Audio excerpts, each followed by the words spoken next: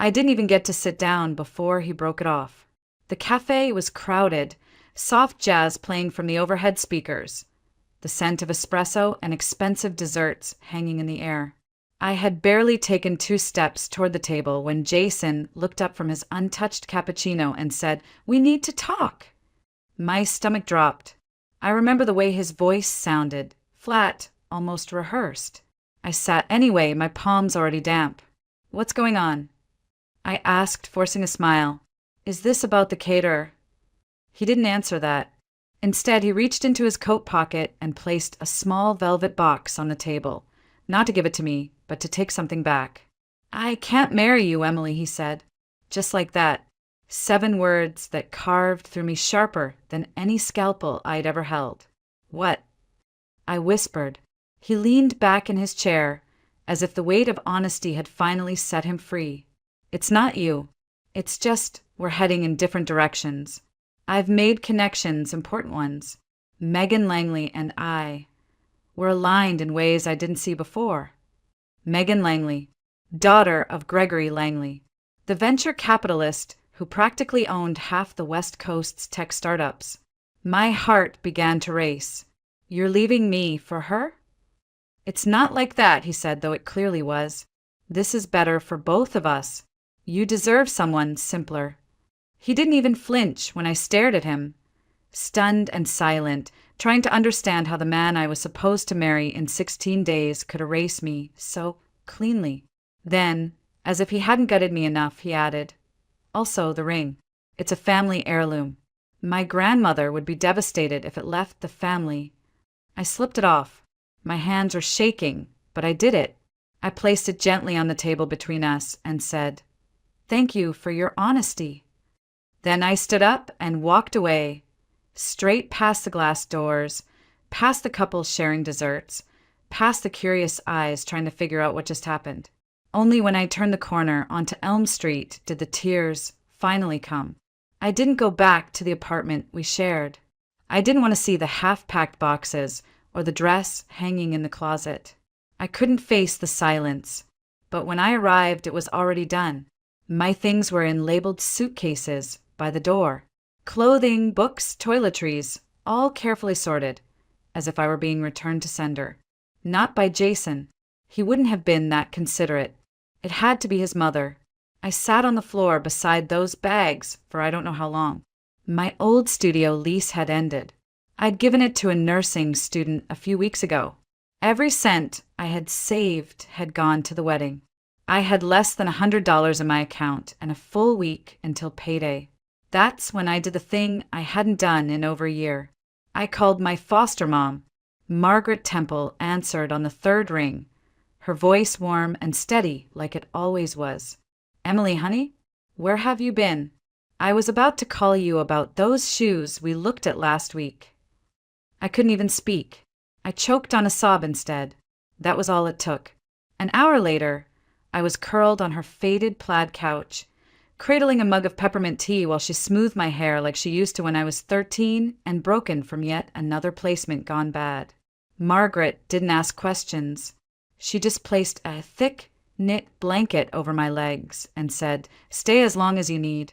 You hear me? I've got space and you've got nothing to prove." That night, I didn't sleep.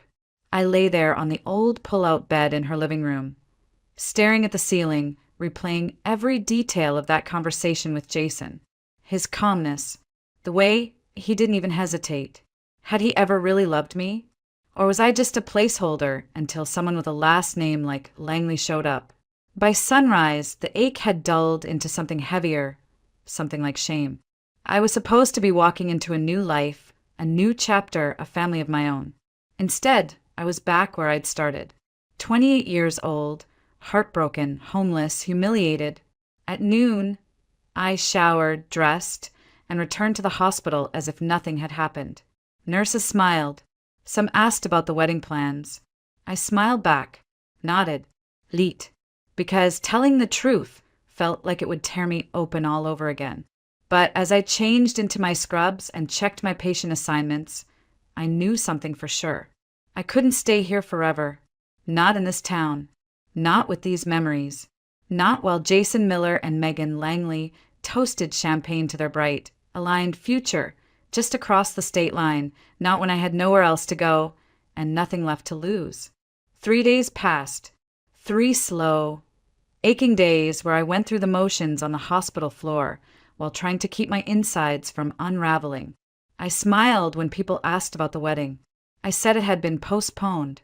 I said Jason had a business trip come up. I said I was fine. I said too much. But on the 3rd day, while I was checking in 4 line in room 8, Rachel, our blunt, no-nonsense charge nurse, peeked her head in and said, "You still looking for a miracle escape from this place?" I blinked. What? She motioned me out into the hallway and lowered her voice. "You remember Lily from Neuro? She took a private care job a month ago, live-in. High pay, but she quit last week. Couldn't handle the guy." "What guy?" Rachel raised an eyebrow. "Some rich tech mogul. Paralyzed. Lives up in Cypress Hill in one of those who even builds these kind of houses. Apparently he's a nightmare." "Sounds amazing. Pays triple what we make here. Live-in suite. Meals included. No roommates. No night shifts. Just one patient." I hesitated. "I'm not a caregiver." "You're a nurse with 5 years of experience," she shot back. "You're more qualified than half the people they've had. And trust me, this guy scares most of them off in under 2 weeks. You're stubborn. That might actually work in your favor." I almost laughed. I wasn't sure what part of me still counted as stubborn. Everything inside me felt cracked. But something in her voice, the word escape. It echoed, loudly. "Do you have a contact?" I asked. 10 minutes later, she handed me a small card with a name written in sharp, elegant cursive. Margaret Temple, estate manager. And beneath it, a number. It took me until midnight to call. I stood in the back alley of Margaret's house in my coat, breathing in cold Montana air, phone shaking in my hand. Margaret Temple picked up on the second ring. "Yes." "This is Emily Carter. I was told there's a position for a live-in nurse." A pause. Then, "Are you available for an interview tomorrow morning at 9? I blinked. "Yes, I can be there." "Bring your credentials and references. The address will be texted shortly. Do not be late." The line went dead.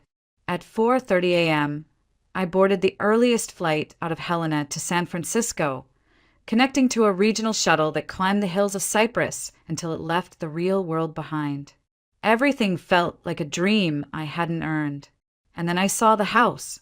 It looked like a modern fortress, glass, steel, and sharp edges woven into the cliffside as if someone had carved a mansion out of sunlight and stone. A long black gate swung open as my cab approached, and for a second, I wanted to tell the driver to turn around. Too late. Margaret Temple met me at the front door. A woman in her 60s, thin as wire, hair pulled into a tight twist, dark blue suit without a wrinkle. She looked me up and down with the precision of someone who had worked in either the military or a hospital. "You're early," she said. "I didn't want to be late." "Good. Follow me." The interview was swift. She glanced over my resume, asked 4 questions, didn't smile once, and finally said, "The position is yours, Miss Carter. The terms are simple.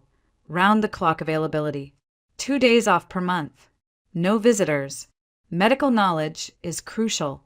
Discretion is non-negotiable. Your patient is a complicated man.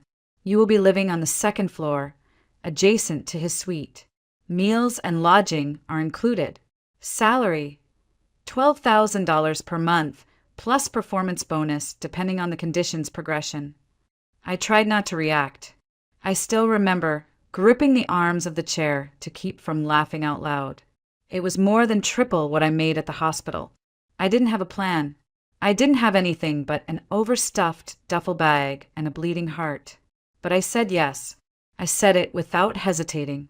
Margaret slid a folder across the table. "This is your contract. Review it before tomorrow. Your patient is Mr. Ryan Hale."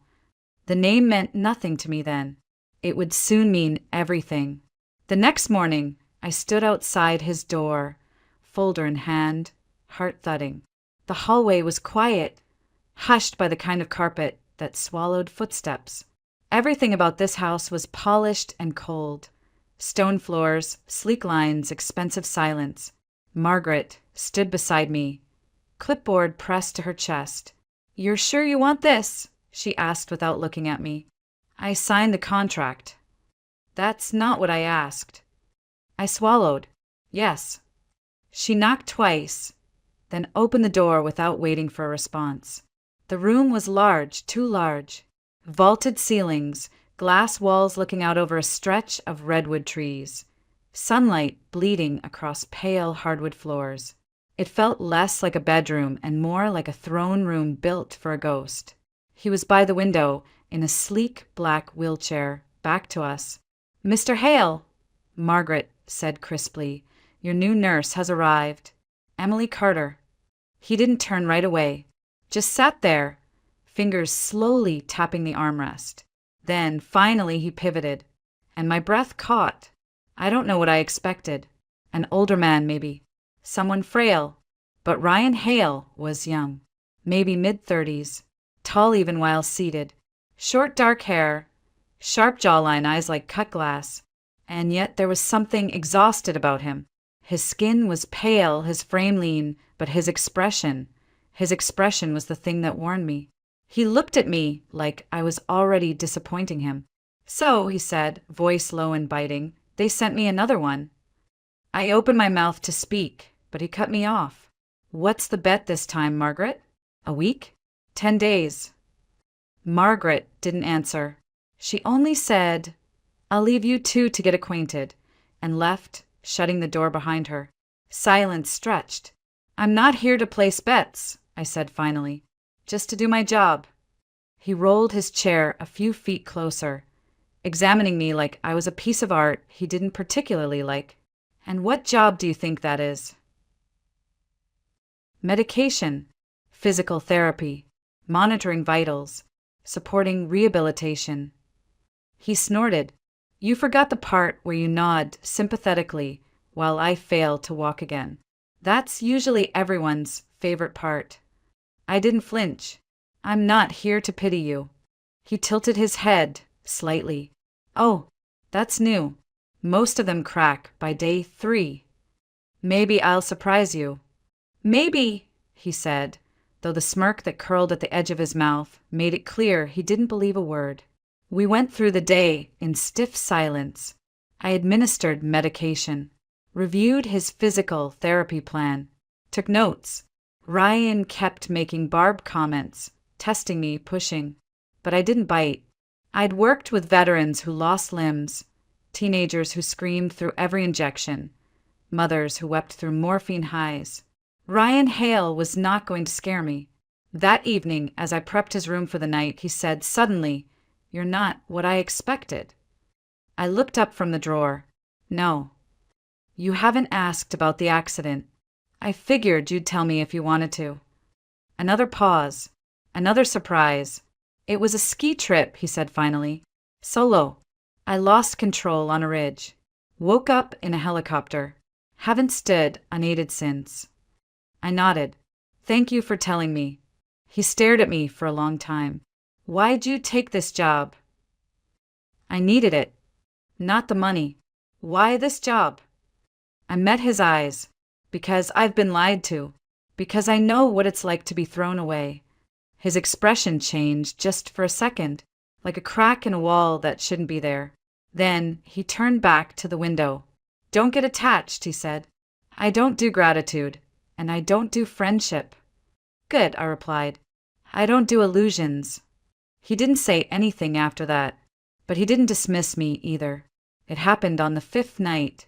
I wasn't supposed to be awake, but the wind outside had been howling since midnight, shaking the windows like some restless ghost couldn't decide whether to come in or stay out.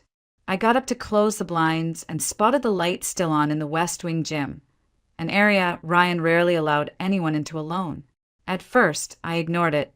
I told myself he probably fell asleep watching TV in there. But something tugged at me, something quiet and instinctive. I slipped on my sweater, padded down the silent hall, and pushed the gym door open just enough to peek through. And what I saw stopped everything. Ryan Hale was standing. Not completely, not unaided. He was gripping a pair of parallel bars, his arms tense with strain, sweat dripping down his temple. His legs trembled beneath him, every muscle taut, but he was doing it. Slowly, determinately, step by painstaking step. My breath caught. He didn't notice me at first, he was too focused, but the soft creak of the door gave me away. He turned, saw me, and his expression shifted instantly from effort to rage. "What the hell are you doing?" he snapped. "I heard something. I thought, get out." "Ryan, now." I didn't move. I couldn't. Not because I was frozen, but because something in my chest had already changed. He wasn't hopeless. He wasn't finished. He was hiding progress. Why? Why are you keeping this a secret? I asked softly, his hands clenched tighter around the bars, knuckles white. Because the minute people see progress, they expect miracles. That's not how healing works. He laughed bitterly. No, but it's how disappointment works. I've already watched people walk away once they realized I wasn't going to magically rise out of the chair and be who I was again. I'm not doing that again. So instead, you pretend there's nothing left? That you've given up? His jaw tightened. You don't get it. I stepped closer, carefully, like approaching a wounded animal. Maybe I do.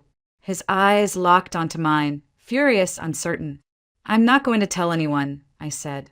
But if you let me help you, really help you, we can work toward something better. You don't have to do this alone. Why? He demanded.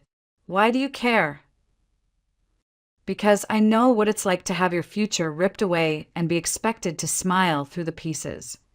He stared at me, breathing hard, sweat gleaming on his skin. I thought he'd yell again, order me out, threaten to fire me. Instead, he lowered himself slowly back into the chair, silent, exhausted. Finally, he muttered, "Fine." My heart jumped. "We keep this between us," he added. No one knows." "I understand." "And you follow my lead. I say stop, we stop. I say go, you help. That's it." "Agreed." He studied me, eyes still sharp, but something had shifted. Something unspoken. "You're not like the others." I shrugged. "I'm not trying to be." We started the sessions the next morning. Early, quiet, before Margaret stirred, before the sunlight fully warmed the kitchen tiles. Each step he took was agony. Controlled, measured, like fighting gravity with nothing but spite and muscle memory. But he did it, and I was there, not to cheer, not to weep, just to support. One hand steadying the world he didn't want to fall in. It started with a voice. I was organizing the meds cabinet in my room when I heard it. Deep, confident, too smooth. Male. Not Ryan. Not a house staff member. Curious. I moved quietly toward the main hallway and followed the sound into the west sitting room. There, lounging on the leather couch, was a man in his early 40s, expensive watch glinting in the morning sun, holding a glass of something that wasn't juice. "Ryan, you look like hell," the man laughed. Ryan, across from him, offered a tight smile. "Good to see you too, Eric." That was my introduction to Eric Thorne, Ryan's longtime business partner. The man who, according to Margaret, had stepped up to manage Hale Nexus Technologies after Ryan's accident. Something about him made my skin crawl. Maybe it was the way he looked at Ryan like he was still measuring his worth. Or maybe it was how his eyes landed on me when I walked in with the tea tray. Slow, assessing, invasive. "This the new one?" he asked. "Emily Carter," I said evenly, setting down the tray. "She any better than the last three?" Eric quipped, sipping his drink. "She's not here to entertain you," Ryan replied coldly. "She's my nurse." The conversation turned to business. Mergers, investor tensions, government contracts. I tried to stay invisible, but one word froze me where I stood. "Langley." Eric leaned in, lowering his voice. Laura says her father's ready to push the funds through. We just need the control package transferred to the shell. Langley Capital will absorb it. He's got contacts in the tech board. Easy in. Ryan didn't respond. He stared out the window, knuckles tight against the armrest. I've already prepped the docs, Eric continued. We just need your signature. Later, Ryan said. I'll look them over. You've been saying that for weeks. If we wait much longer, the opportunity closes. Ryan didn't answer. My pulse thundered in my ears. I slipped out of the room before either of them noticed. I was still standing there. Langley. Laura Langley. That name still haunted me. And then it clicked. Langley Capital. Laura. Eric's push for Ryan's signature. The company. They were trying to take it. Strip control while Ryan was still recovering. And if Laura was involved, Megan Langley couldn't be far behind. My chest tightened as I returned to my room and shut the door. Was this connected to what happened to me? Was I just a bystander caught in the crossfire of something bigger? Or had they chosen me for this, for being the girl no one would suspect? That night, I couldn't keep it in. As I helped Ryan with his stretching exercises, I broke the silence. There's something I overheard today about your company. He didn't look at me. Go on. I told him everything verbatim. Names, phrases, tone. I even mentioned Megan Langley. At that he paused. You know her. My ex-fiancé left me for her. He blinked slowly. Jason Miller? I nodded. You know him? No, but I've heard the name through Eric. He rolled away from the wall and stared at me. Are you suggesting that my business partner and your ex are, what, in on something together? I'm suggesting it's too much of a coincidence. He didn't say anything for a long moment. Then, finally, I'll review the documents. That was it. I tried not to feel crushed. I'd hoped for more, maybe belief, maybe action. But instead, Ryan returned to silence, like everything I said had gone straight into a void. That night, I paced my room like a cage thing. Was I wrong? Was I imagining shadows? Or worse, was I right and no one would believe me? The next morning, he knocked on my door. He never knocked. When I opened it, Ryan sat in his wheelchair, a folder in his lap. You were right, he said. Langley Capital isn't just investing. The paperwork transfers decision-making rights and ownership to a holding company Eric formed 2 months ago, hidden under layers. My breath caught. I want you to help me stop them. He handed me the folder. Are you sure? I asked. After everything? Ryan nodded. If they think I'm too weak to fight, then they've forgotten who I was before I broke. The plan took days to finalize. Every night, after the staff had gone quiet and the windows had gone dark, Ryan and I sat across from each other at the long oak table in the study, poring over documents and strategy notes. His hands trembled from exhaustion sometimes, but his voice stayed steady. He was building a war room, piece by piece, and I was his only ally inside the walls. He'd already contacted his attorney. They were gathering records, emails, contracts, bank trails. Ryan had hidden nothing from me, not even his doubts. I trusted Eric more than anyone, he said one night. He was there the day I pitched my first app. I let him speak on my behalf when I couldn't walk. And all this time, you were right to trust your gut, I told him. I was late to do it, he replied, but I won't be late again. 1 week later, a special meeting of the board was called. No one suspected anything. Ryan let Eric think the signature was coming. He even thanked him in an email for handling things so well. That same afternoon, he suited up. It was the first time I saw him in a full tailored suit. Midnight blue, crisp, handsome in a way that made my heart slow. His body was still weak, but something about the way he moved, proud, upright, made the air in the room shift. He practiced walking to the conference table with a cane. Just 10 steps, then 15, then 20. I want them to see it, he said, with their own eyes. The day of the meeting, we arrived 15 minutes early. The building was all glass and chrome and too much silence. Heads turned as we entered. Ryan, walking beside me, jaw set, steps measured but firm. Shock rippled through the halls like an electric current. In the boardroom, Eric sat at the head of the table. Laura was there too, in a dove-gray suit, legs crossed, lips painted like war. And beside her, Jason. He looked smaller than I remembered. Still handsome, still smug, but less polished now, like something borrowed that hadn't been returned quite right. When Ryan stepped into the room, cane in hand, the silence snapped. "You're walking," Eric said. "Not perfectly," Ryan replied, "but enough." He didn't sit at the far end. He walked directly to the head of the table, paused, and looked Eric dead in the eyes. "This meeting is now under my authority," he said calmly, "and I'll begin with this." He placed a folder on the table and flipped it open. The room watched as he laid out every forged trail, every backdoor clause, every proof of Eric's attempt to hand control of Hale Nexus Technologies to a private shell company owned by Langley Capital. Laura didn't flinch. Jason shifted uncomfortably. Eric's face slowly drained of color. "You can't prove intent," Eric muttered. "I don't have to," Ryan replied. "I only have to prove breach of fiduciary duty, which I just did." The board stirred. The general counsel stood. "Mr. Hale, would you like to request an immediate vote of no confidence?" "I would," Ryan said.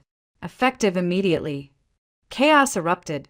Laura rose first, her heels clicking like gunshots. "You don't know who you're messing with, Ryan." "Oh, I do," he said softly. "A woman who hides behind her father's name, and a man who sells out everything for a shortcut." She scoffed. "And your nurse?" "What? She's your co-founder now." Ryan turned to look at me. "She's the reason I'm standing here at all." Jason looked away. The board voted. It was unanimous. Eric was removed. The contracts nullified. Control reverted. When it was done and the room cleared out, Ryan and I stayed behind. Alone. He leaned on his cane, breathing hard, but his eyes shone. "You did it," I whispered. "No," he said. "We did." And then just for a second he smiled, wide and full and real. And I realized something I hadn't let myself believe until that moment.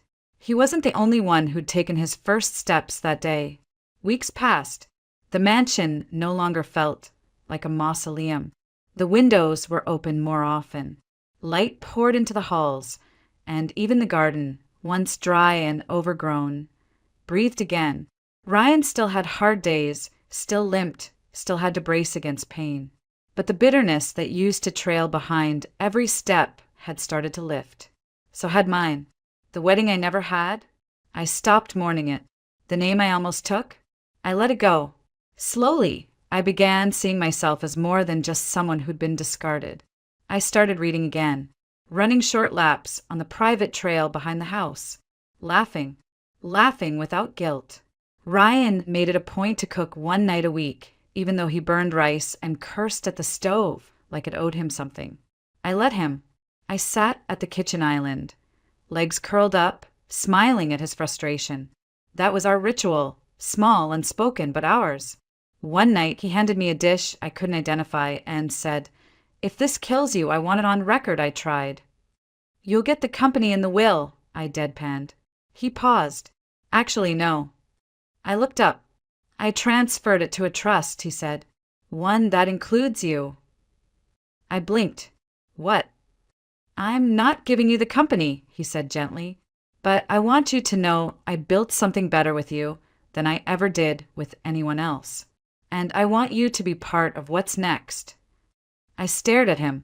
"Ryan!" He reached into his pocket and pulled out a small black box.